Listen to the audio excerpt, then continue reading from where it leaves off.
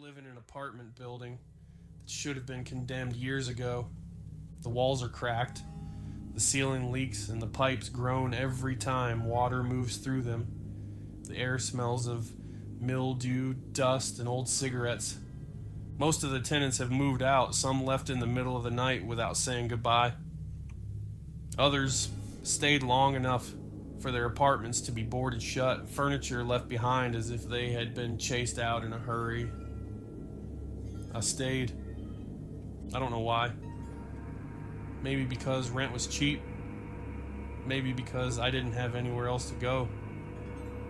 Or maybe because leaving felt harder than staying. But I wish I had gone. Apartment 12 is across the hall from mine. No one has lived in there for as long as I can remember. The door is warped and swollen from years of water damage. The number 12 is scratched into the wood so deeply it looks like it was carved with a knife. Sometimes late at night, I hear noises coming from inside. Not the sound of pipes, not the sound of wind. Heavy thuds scraping across the floor. Breathing deep, ragged, animal-like. I tell myself I'm imagining it, that the building is just shifting. But the truth is, the longer I stay here, the less convinced I am that apartment 12 is empty. Last winter, I noticed claw marks near the bottom of the door, 3 deep grooves running along the wood, down to the splintered edge near the floor. The maintenance guy came up to look. He stared at it for a while, shrugged, and muttered, "Probably rats. Rats don't leave claw marks that size, and rats don't make the floorboards shake when they move." At night I lie awake listening. The sound is always the same. Heavy footsteps dragging across the old floor. A low rumble in the dark, like something breathing too close. Sometimes I swear I hear the sound of nails scratching the wall just behind my headboard. When I put my ear against the plaster, it feels warm, as if something is alive on the other side. One night around 3 a.m., I couldn't take it anymore. The sound of growling, low, guttural, vibrating through the floor. It was so loud I thought the whole building could hear it. I stepped out into the hallway. The overhead light flickered once, then buzzed into silence, leaving me in a wash of yellow gloom. The air felt heavier, damp, like standing in a basement after a flood. I walked slowly toward the door of apartment 12. The noise stopped. For a moment, everything was still. Then I heard it. Something moving on the other side. A weight shifting, boards creaking. I pressed my hand against the door. The wood felt dry and brittle. And then a deep growl rose from the other side, low and powerful that the door trembled beneath my palm. I pulled back instantly. My chest tightened. I ran back into my apartment and locked the door.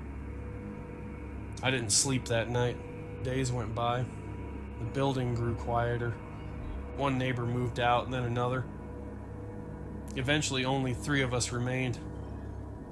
Myself, an old woman on the first floor, and a man who never seemed to leave his room. The hallways smelled stronger now, rot and mold layered with something metallic, something like blood. The old woman downstairs knocked on my door one evening. Her hands shook as she spoke. She whispered that she'd been hearing it as well. The scratching, the growling. She said she'd seen something at her window the night before. Something tall, something with eyes, yellow eyes watching her from the dark. That night I pushed my dresser against my door. I sat in the corner with the lights on, clutching a kitchen knife like it would matter against whatever was in apartment 12. Sometime after midnight, I heard my neighbor scream. It was a sharp, strangled sound that cut off too quickly. I didn't open the door. I just sat there listening. The silence after was worse than the scream. In the morning, I went downstairs. Her door was wide open. Inside, her apartment was torn apart, furniture overturned, curtains ripped down. But she was gone. No blood, no body. Just gone. The man who lived on the 3rd floor left that same day. He didn't pack. He didn't even shut his door. Now it's just me and whatever is in apartment 12. The building feels alive now. The air is thick with a smell of decay. Shadows cling longer than they should. The lights flicker more often. At night I hear it moving in the hallway. The boards groan under its weight. It stops at my door sometimes. I can hear its breathing on the other side. Slow, wet, deep. 2 nights ago I saw it. I'd cracked my door open just enough to peek into the hallway. At first I thought the dark had played a trick on me, but then it stepped forward. It was huge. Its shoulders nearly brushing the walls. Its skin was dry, cracked, stretched over muscle, like meat left too long in the sun. When it moved, I could hear it creak. Its head turned slowly toward me. Yellow eyes, not glowing, just dull and heavy, staring through the shadows. I slammed the door shut before it could take another step. Now I know it isn't trapped in apartment 12. It never was. It comes and goes as it pleases. I don't know how much longer I can stay here. The locks don't matter. The walls don't matter. It knows I'm here. And last night it tried the handle. The metal clicked softly in the dark. I held my breath, clutching the knife, waiting. The handle turned once, twice, slow, deliberate, and then it stopped.